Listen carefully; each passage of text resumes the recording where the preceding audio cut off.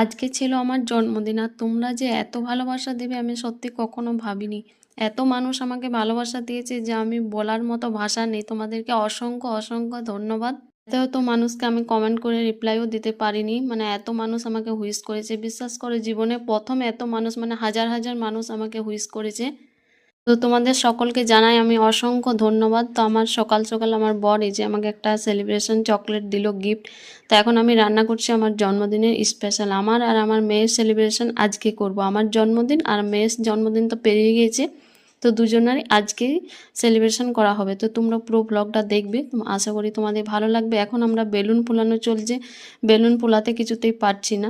তো যাই হোক, কষ্ট করে ফুলিয়েছি। আর এখানে আমার শাশুড়ি মা আমার জন্য পায়েস বানাচ্ছে।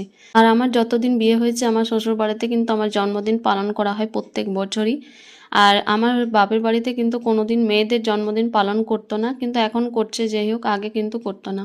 তো এখানে দেখো জন্মদিনের ডেকোরেশন করা হয়েছে। আমার মেয়ে এখানে রেডি, নতুন ড্রেস নতুন সোয়েটার পরে। তো মেয়েকে কেমন লাগছে অবশ্যই জানাবে।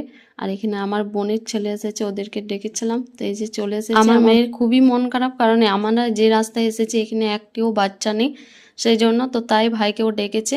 আর এখানে দেখো শাশুড়ি মা এখন আমাকে পায়েস খাইয়ে দিচ্ছে। তো পায়েস খেয়ে নিচ্ছে, আর মেয়ের তো পায়েস খাওয়া হয়ে গেছে। তো আজকের মতন এখানে দেখা হবে আর একটা নেক্সট ভিডিওতে। সবাই ভালো থাকবে, সুস্থ থাকবে।